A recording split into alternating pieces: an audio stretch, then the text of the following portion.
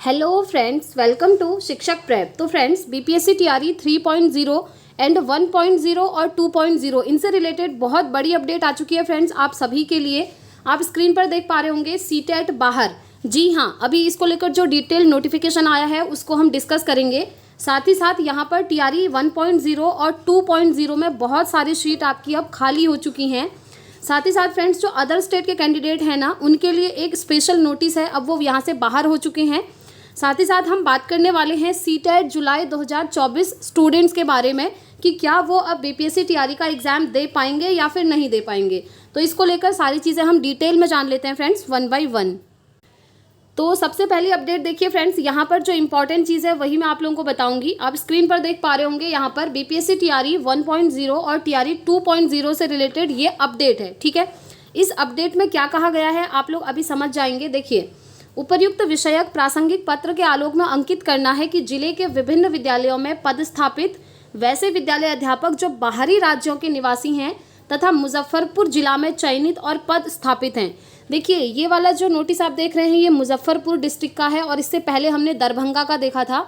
दरभंगा से 10 स्टूडेंट्स जो कि अदर स्टेट के थे उन्हें बाहर कर दिया गया है और ऐसे ही 1 बाय 1 अब सारे डिस्ट्रिक्ट की जाँच हो रही है। और ये जो नोटिस आया है ये आपका मुजफ्फरपुर डिस्ट्रिक्ट का है। तो यहाँ पर देखिए, इनका कहना है कि जो बिहार से बाहर के राज्य के निवासी हैं, ठीक है, उनके जितने भी प्रमाण पत्र हैं उनकी समीक्षा उपर्युक्त प्रासंगिक आदेश के अनुपालनार्थ करना आवश्यक है, यथादेश संलग्न। अतः आपके ये सब कह रहे हैं कि टीआरई 1 और टीआरई 2 और पूरक परिणामों के आधार पर पदस्थापित हैं तथा वे बिहार राज्य के मूल निवासी नहीं हैं। अब देखिए, जो बिहार के ही निवासी हैं उनके लिए कोई भी यहाँ पर खतरा नहीं है, लेकिन जो बिहार को छोड़कर अदर स्टेट के कैंडिडेट्स हैं ना, उनके लिए ये नोटिस बार बार रिलीज़ किया जा रहा है कि उनके जो प्रमाण पत्र हैं यानी कि डॉक्यूमेंट्स हैं उनकी जांच की जाए। पहले ये काम हुआ नहीं था लेकिन अब हो रहा है और इसी जांच में पता चल रहा है कि काफ़ी सारे कैंडिडेट्स ऐसे हैं जो आरक्षण का लाभ लेते हुए वहाँ पर सेलेक्ट हो चुके हैं। तो अब 1 बाय 1 उनको यहाँ से बाहर किया जा रहा है। देखिए, यहाँ पर डिटेल में हम इसको समझते हैं। उनके सभी शैक्षणिक और प्रशैक्षणिक प्रमाण पत्र, विद्यालय पदस्थापना पत्र, योगदान पत्र, आधार कार्ड, निवास प्रमाण पत्र सहित सभी प्रमाण पत्रों की स्व अभिप्रमाणित छाया प्रति को अपने स्तर से सत्यापित करते हेतु समेकित सूची के साथ फोल्डर में अधोहस्ताक्षरी कार्यालय में 3 कार्य दिवस के अंदर उपलब्ध कराना सुनिश्चित करें। ये सब उन कैंडिडेट्स के लिए है जो टीआरई 1 टीआरई 2 में सेलेक्ट हुए थे। ठीक है, उनकी सभी डॉक्यूमेंट्स की अब जाँच हो रही है। साथ ही संबंधित प्रधानाध्यापक से इस आशय का घोषणा पत्र अवश्य लें कि उनके द्वारा समर्पित शिक्षकों की सूची के अलावा कोई भी शिक्षक बिहार के बाहरी राज्यों से पदस्थापित नहीं है, यानी कि वो लिख करके देंगे। वहाँ के जो प्रधानाध्यापक हैं, मेन रोल अभी इनका है। उपर्युक्त वांछित सूचना ससमय अधोहस्ताक्षरी कार्यालय में उपलब्ध न करा पाने की स्थिति में अधोहस्ताक्षरी द्वारा विभाग के वरीय पदाधिकारियों को संसूचित कर दिया जाएगा।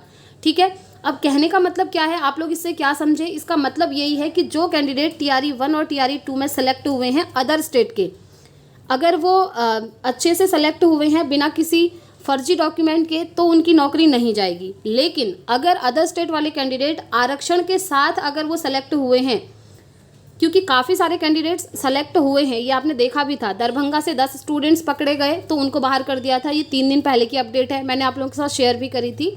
तो अगर अदर स्टेट वाले किसी भी तरीके का आरक्षण लेकर के सेलेक्ट हुए हैं टीआरई 1 और टीआरई 2 में, या फिर उनके सीटेट में 90 से कम मार्क्स हैं और वो सेलेक्ट हो चुके हैं, तो इन दोनों ही कंडीशन में अब क्या हो रहा है कि हर डिस्ट्रिक्ट में जांच हो रही है और जिस भी डिस्ट्रिक्ट से जितने भी कैंडिडेट्स ऐसे पकड़े जाएंगे उन सभी को अब यहाँ से बाहर किया जा रहा है। तो कहने का मतलब ये है कि अगर आपके सीटेट में 90 से कम मार्क्स हैं तो आप यहाँ से बाहर हो जाएंगे अदर स्टेट वाले टीआरई 1 और टीआरई 2 से। ठीक है, साथ ही साथ अगर हम टीआरई 3 की बात करें जो कि आपका होने वाला है जुलाई में, ठीक है, बट एग्जामिनेशन डेट अभी तक फिक्स नहीं है।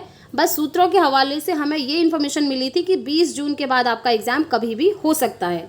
तो यहाँ पर भी अगर कोई कैंडिडेट ऐसे हैं जो बिहार को छोड़ करके अदर किसी स्टेट के हैं और उनके सीटेट में 90 से कम मार्क्स हैं और उन्होंने फॉर्म फिलअप कर दिया है, तो प्लीज़ आप लोग एग्ज़ाम देने बिल्कुल भी मत जाइएगा, अदरवाइज़ बाद में आपको ही दुख होगा। अगर आपका सिलेक्शन हो गया तो बाद में आपको ऐसे ही बाहर कर दिया जाएगा जैसे टीआरई 1 और टीआरई 2 में कैंडिडेट्स को किया गया है।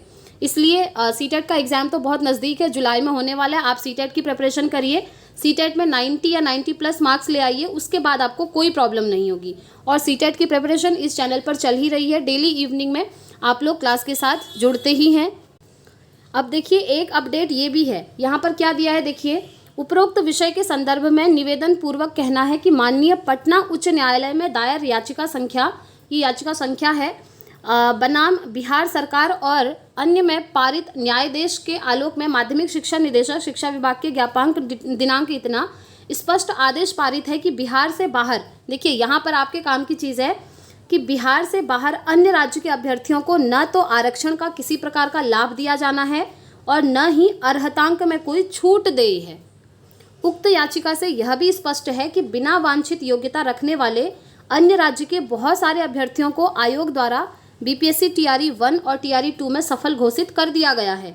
साथ ही विभिन्न जिलों से यह भी शिकायत प्राप्त हो रही है कि दिव्यांग कोटि में भी अन्य राज्य के अभ्यर्थियों का रिजल्ट जारी कर दिया गया है। अब देखिए कितनी बड़ी गड़बड़ी हुई है यहाँ पर टीआरई 1 और टीआरई 2 में। सबसे पहले तो जो अदर स्टेट के कैंडिडेट हैं उन्हें कोई आरक्षण नहीं था, लेकिन आरक्षण देते हुए काफ़ी सारे लोगों का सिलेक्शन हुआ है। साथ ही साथ सीटेट में जिनके 90 से कम मार्क्स थे उनका सिलेक्शन नहीं होना था, लेकिन इन्होंने उनका सिलेक्शन किया है जो अदर स्टेट के हैं। साथ ही साथ एक चीज़ और है, जो पीएच कैटेगरी है यानी कि जो दिव्यांग कैटेगरी के स्टूडेंट्स हैं वहाँ पर अदर स्टेट वालों को दिव्यांग का लाभ दिया गया है, यानी कि उनको आरक्षण मिला है दिव्यांग कैटेगरी का, जो कि नहीं मिलना चाहिए था बिहार से अदर राज्य के स्टूडेंट्स को, लेकिन टीआरई 1 और टीआरई 2 में मिला है। तो इस कंडीशन में अब उन सभी स्टूडेंट्स को छांट करके 1 बाय 1 बाहर किया जा रहा है। अब जो भी कैंडिडेट्स ऐसे होंगे जो इतने टाइम से जॉब कर रहे हैं टीआरई 1 और टीआरई 2 में, काफ़ी मंथ की सैलरी भी उनकी आ चुकी होगी। अब आप खुद सोच सकते हैं कि कितना बड़ा दुख होगा। इससे तो बेटर होता है कि सिलेक्शन ही ना हो। तो आप लोग ध्यान रखिएगा, अगर फॉर्म फिलअप आपने कर भी दिया है टीआरई 3 का तो आप एग्ज़ाम देने मत जाइएगा, अगर आप अदर स्टेट के कैंडिडेट हैं और आपके साथ ये सारी चीज़ें हो रही हैं तो। ठीक है, आगे बढ़ते हैं और देखिए इसमें क्या दिया है। अन्य राज्य की जिन महिलाओं का रिजल्ट सामान्य महिला के लिए आरक्षित पदों पर चयन हुआ है उनका चयन निरस्त कर सूची जारी की जाए, और ये चीज़ अब चल भी रही है। और अब देखिए इससे हुआ क्या है कि टीआरई 1 और टीआरई 2 में बहुत सारी सीट आपकी खाली हो गई हैं। ठीक है, क्योंकि ये सारे कैंडिडेट्स तो इनको छांट करके बाहर किया जा रहा है। तो इस कंडीशन में क्या होगा कि आपका जो टीआरई 4 आएगा ना फ्रेंड्स, टीआरई 4 आपका अगस्त में आने वाला है, तो वहाँ पर आपको वैकेंसीज बढ़ करके मिलेंगी। नंबर ऑफ वैकेंसीज आप देखेंगे 1 लाख प्लस जाएंगी। वैसे ही पहले के पाठक जी ने कहा ही था कि 1 लाख प्लस हम वैकेंसीज देंगे टीआरई 4 में, और अब तो ये कंफर्म है क्योंकि टीआरई 1 और टीआरई 2 में बहुत सारी सीट आपकी खाली हो चुकी हैं। और आप जानते हैं टीआरई 2 का इन्होंने सप्लीमेंट्री रिजल्ट भी नहीं दिया था। ठीक है, देखिए नेक्स्ट क्या है, अन्य राज्य की जिन महिलाओं का रिजल्ट सामान्य सीट पर हुआ है, यदि उनका सीटेट में प्राप्तांक 60% से कम यानी कि 90 से कम है तो उनका भी चयन निरस्त कर सूची जारी की जाए। ये सारे काम अभी हो रहे हैं। ठीक है, तो अब कोई भी स्टूडेंट्स ऐसे बच नहीं पाएंगे जो फर्जी डॉक्यूमेंट बनाकर, और काफ़ी सारे कैंडिडेट्स की तो एक लिस्ट जारी हुई थी, उन्होंने बिहार का डोमिसाइल फर्जी तरीके से बनाया था। वो डोमिसाइल बनाने का रीज़न ये था क्योंकि अगर बिहार के निवासी आप होते हैं तो आपको आरक्षण मिलता है, तो काफ़ी सारे लोगों ने फर्जी तरीके से अपना डोमिसाइल भी बिहार का बना दिया था। तो ऐसे कैंडिडेट्स का भी अब यहाँ पर छटनी हो रही है। देखिए दिव्यांग कोटि में अन्य राज्य के जिन अभ्यर्थियों का चयन हुआ है उनका भी चयन निरस्त कर सूची जारी की जाए। और ये तीनों जो इंस्ट्रक्शन है आप देख पा रहे होंगे क्लियरली, ये चीज़ आप लोग ध्यान रखिएगा, आने वाले बीपीएससी टीआरई में आप लोग ये गलती बिल्कुल भी ना करें।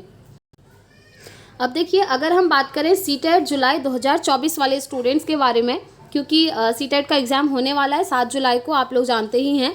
तो अगर आप लोग सीटेट ये वाला क्वालिफाई कर लेते हैं और अगर आपके 90 या 90 प्लस मार्क्स आ जाते हैं, अगर आप अदर स्टेट के हैं तो उस कंडीशन की मैं बात कर रही हूँ।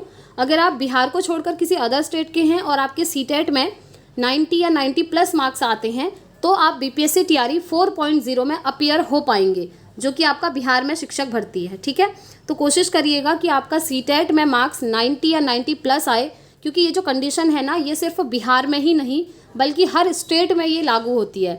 अगर आप सेंट्रल लेवल का कोई एग्ज़ाम देंगे, अगर आप केवीएस भरना चाहते हैं, DSSB का एग्ज़ाम देना चाहते हैं, तो वहाँ पर भी आपको सीटेट में 90 या 90 प्लस मार्क्स मांगे जाएंगे। तो कोशिश करिएगा कि 90 मार्क्स आपके आ जाएं ताकि आप हर स्टेट की शिक्षक भर्ती में अपीयर हो पाएँ। ठीक है, बाकी सीटेट की क्लासेस हमारे इस चैनल पर चल रही हैं और आप लोग देखते भी हैं, काफ़ी अच्छा पॉजिटिव रिस्पांस भी मिलता है। डेली इवनिंग में हमारी क्लासेस होती हैं। जो स्टूडेंट्स नए हैं चैनल पर वो चाहें तो सीटेट की क्लासेस को ज्वाइन कर सकते हैं। ठीक है, और देखिए टीआरई 3.0 से कौन से अभ्यर्थी बाहर हो चुके हैं। अब वो अभ्यर्थी बाहर हो जाएंगे जिन्होंने, क्योंकि फॉर्म तो आपका बहुत पहले फिलअप हो गया था, तब ये रूल इतना स्ट्रिक्टली इन्होंने नहीं निकाला था कि अदर स्टेट वाले जो कैंडिडेट हैं उनके सीटेट में 90 से ज़्यादा मार्क्स होने चाहिए। अभी ये स्ट्रिक्टली रूल निकाला हुआ है, लेकिन फॉर्म पहले फिलअप कर दिया लोगों ने। तो इस कंडीशन में आप लोग एग्ज़ाम देने बिल्कुल भी मत जाइएगा, अगर आप लोगों के साथ भी ये सारी चीज़ें हुई हैं तो। वैसे अगर देखा जाए फ्रेंड्स, तो इसमें स्टूडेंट्स की कोई गलती नहीं है। आयोग ने जो नोटिफिकेशन निकाला था ना आपका रिक्तियों का, तो वहाँ पर उन्होंने क्लियरली मेंशन करना था कि अदर स्टेट के जो कैंडिडेट हैं उनको सीटेट में 90 या 90 प्लस मार्क्स चाहिए, लेकिन उन्होंने नोटिफिकेशन में ऐसा कहीं भी मेंशन नहीं करा है। मैंने आपको डिटेल नोटिफिकेशन टेलीग्राम पर शेयर भी किया था, आप लोगों ने नोटिस करा होगा, वहाँ पर अदर स्टेट वालों का नाम नहीं दिया है। तो ये गलती सबसे पहले तो आयोग की है, क्योंकि अगर आप देखें बिहार को छोड़कर अदर स्टेट का अगर आप देखेंगे ना, जो कैंडिडेट एलिजिबल नहीं होते हैं उनका फॉर्म ही फिल नहीं हो पाता है, वो एक स्टेप से दूसरे स्टेप में जा ही नहीं पाते हैं। तो अगर ये चीज़ हुई होती तो शायद इतनी सारी जो ये चीज़ें चल रही हैं, जॉब लगने के बाद भी लोगों को बाहर निकाला जा रहा है, तो ये चीज़ें फिर नहीं हो रही होती।